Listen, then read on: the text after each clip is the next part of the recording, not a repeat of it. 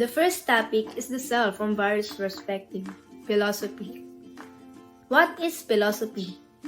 It is a study of the fundamental nature of knowledge, reality, and existence, especially in an academic discipline.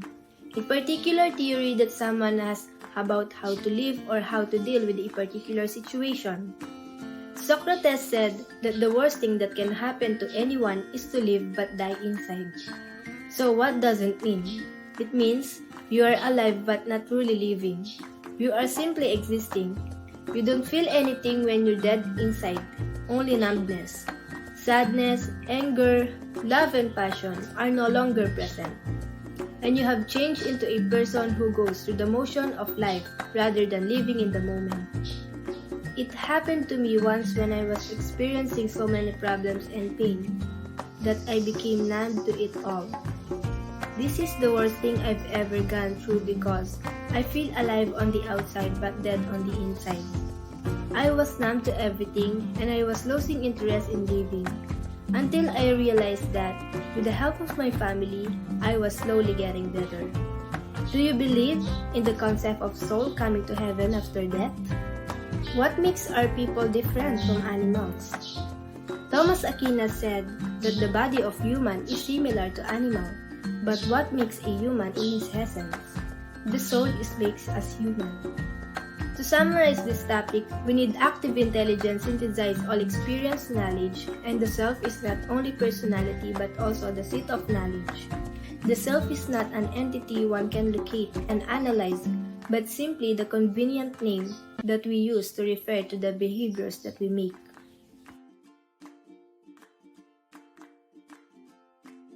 The next topic is the self from various perspectives in sociology. And today, we're going to adapt the lens of sociology, or the study of group of people and how do this group define our identity, our culture, and our belief. Theodore Adorno said that not only the self entwined in the society, it owes its existence in the most literal sense. So what does it mean?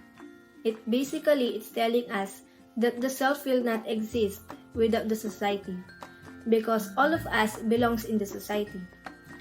All of us belong to a certain society, hence we cannot disprove what this theory or quote are trying to tell us.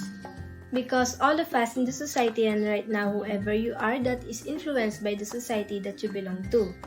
The question here is that, are you conscious about your characteristic that came from the society that you belong to? The self, according to traditional sociological thinking, is a reasonably stable set of ideas about who we are in relation to ourselves, others, and social institutions. In the sense that it is shaped through interaction with others, the self is socially produced.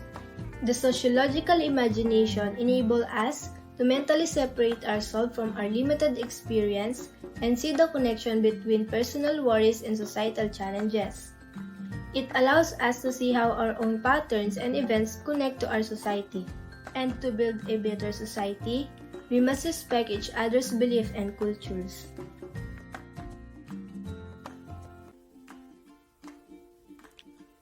Chapter 3: Anthropological Perspective of the Self.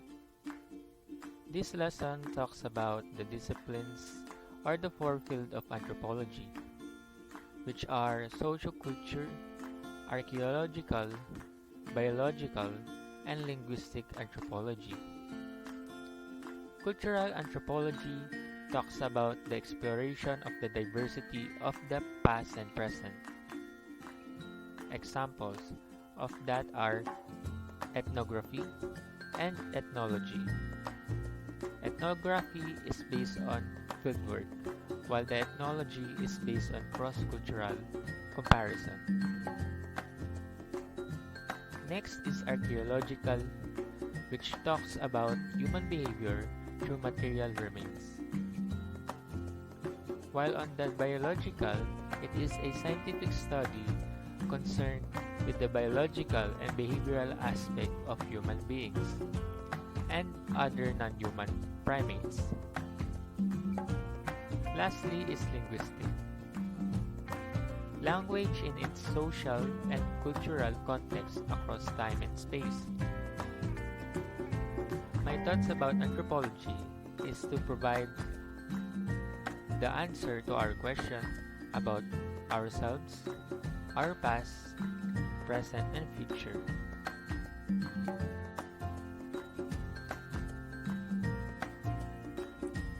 Chapter 4: Physiological Perspective of the Self. Self, Identity, and Personality. It is the development of self-understanding, particularly in the adolescence. The theories about the self give ways to the identification of which characteristics are related to each other. The I self refers to the self that knows who he or she is, which is also called the thinking self. Reflects the soul of a person or the mind, which is also called the pure ego. While on the me self, the empirical self, which refers to the person's experience. Here are the subcategories: material self, social self, and spiritual self. The material self talks about the individual's physical attributes and the material possession that contributes to one's self-image. The social self refers to whom a person is and how he or she acts in a social situation. The spiritual self is the most intimate and important part of the self that includes the person's purpose, core values, concise, and moral behavior. In life, the ideal self is the perception of what one must should be. In order to be who we are, we reflect about what we are capable of doing. For me, I cannot be who I am without being able to appreciate what I can do. The only way I can be the best version of myself is to satisfy my real self and the ideal self. With this, I can be really happy and satisfied.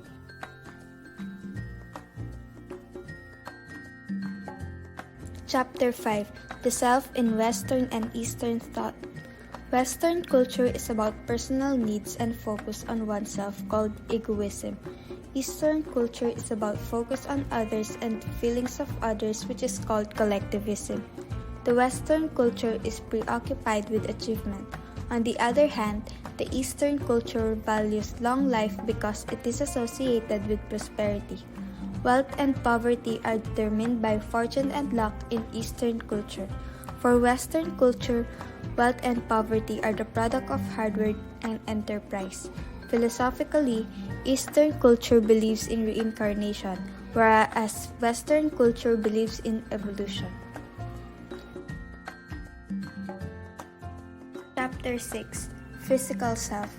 The physical self is the body through which we interact with our surroundings and fellow beings. It is a substantial part of the individual that can be witnessed and investigated directly.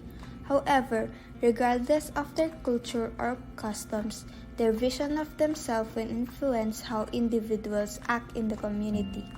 Because our physical self determines how we act in public, it also determines how we manage our self-esteem. This self-esteem is critical in forming strong and healthy relationships with others around us. These are the different types of self-esteem. Inflated self-esteem, in which people see themselves as superior to underestimate others. High self-esteem. It is a positive self-esteem that makes a person feel good about themselves. Low self-esteem.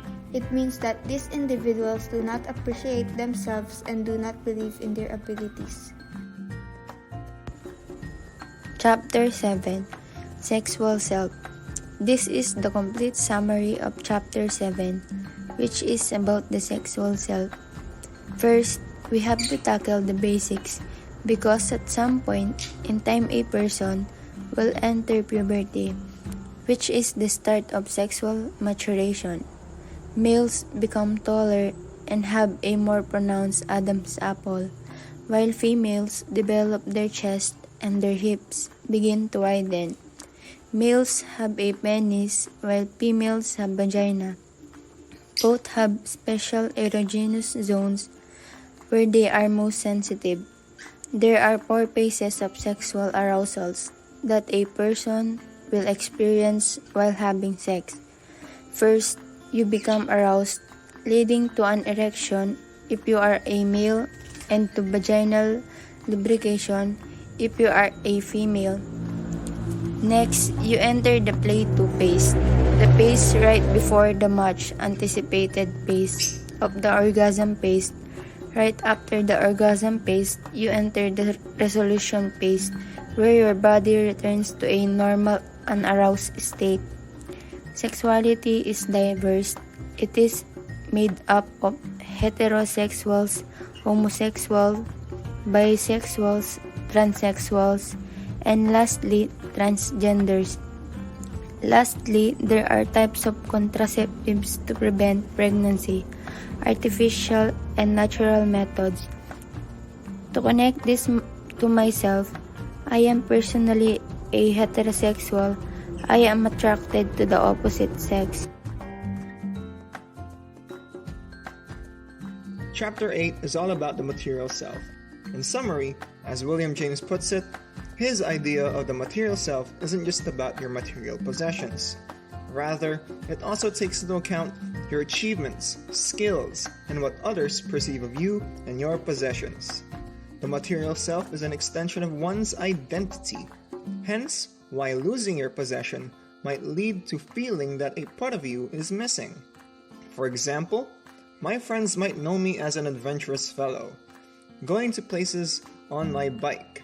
I own a few mountain bikes and a road bike, and I often use them to travel to places all on my own. Without my bikes, my friends might not see me as an adventurous person since I won't have anything to travel and get around anymore. The spiritual self. It is the essence of who you truly are. It is the true self, the part that is unaffected by conditioning, and the version of you that devoid of patterns. There is no need to get hung up on the terminology because this is a personal matter of each of us. The distinction between religious practice and spiritual exploration. The religion is a specific collection of formally organized beliefs and practices that are typically followed by a community or group of people. And finally, there is the spirituality, which is more of an individual practice that has to do with having a sense of both peace and purpose in one's life. Political self. Political self is how one's political views and values form in the course of developing political consciousness. As a natural extension of psychology and life experience, it isn't finding an ideology or label to conform to so much as applying one's consequence and intellect to political matters and understanding what you believe in and can tolerate, what you can tolerate but not believe in, and what you can neither believe in nor tolerate. It is an extension of the self because it is fundamentally cast in the mold of the self. When one is truly political conscious, a developmental event known as an identity crisis occurs when a person begins to question their sense of who they are or where they belong in the world. The idea was first proposed by Erik Erikson, a developmental psychologist. Chapter 11. Digital Self, Self and Others in Cyberspace. I, me, and myself, and my user ID online. Digital self is a mask we put on to grow in the innovative world. With the digital technologies such as online games, virtual worlds, social media, self-extension is extensive. Sartre explained that the only way we can know who we are is by observing what we have.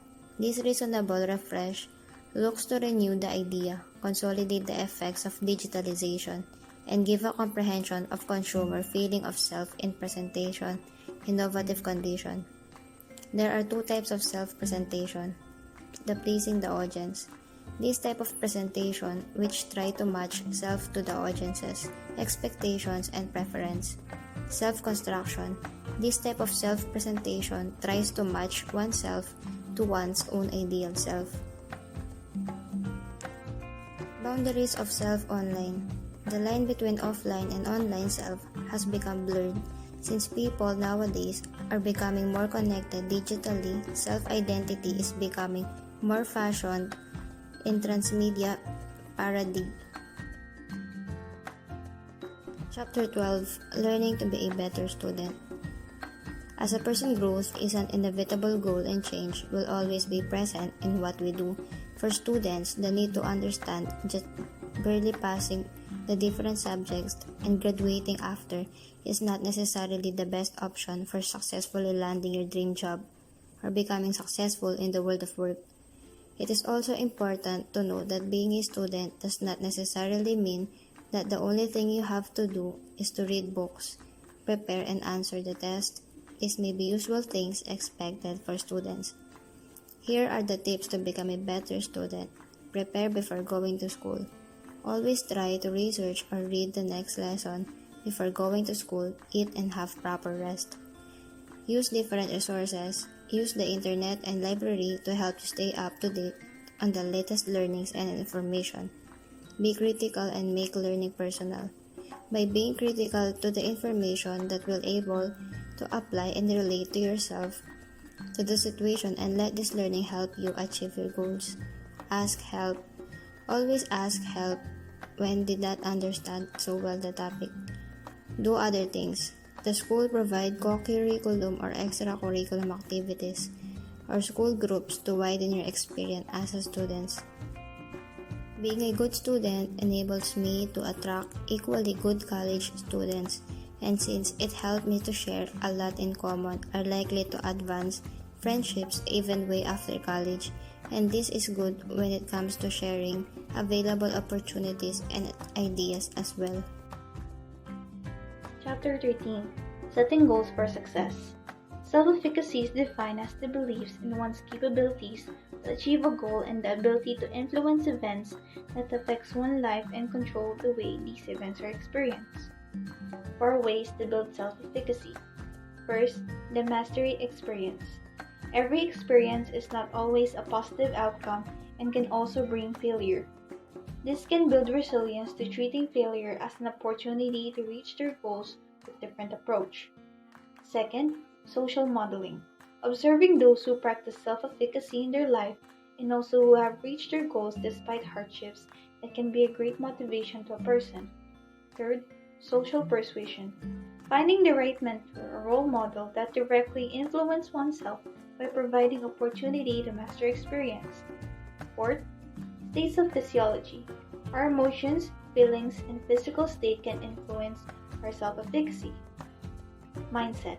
A term used to explain assumptions, methods, or notations held by one or more group of people. It also represents the cognitive process activated in response to a given task. Chapter 14. Taking charge of one's health. Stressors and responses. Stress is a person's response to events that threaten them. In recent years, focus on this had been brought as psychology came to see stress as a coping and broader context in health. There are stress effects on the body such as muscle tension, headache, difficulty in breathing, and increased heart rate. Stress and Filipinos. Stress affects the body's immune system, and Filipinos experience stress that results in physical and mental bleeding. This can also lead to depression and other maladaptive behavior. For instance, Filipinos have ways to cope with stress. Concurrently, men and women express emotions in different patterns. Women deal with stressful situations through the ease or endurance or kim-kim. Men are less expressive than women and prone to confront political economic stress.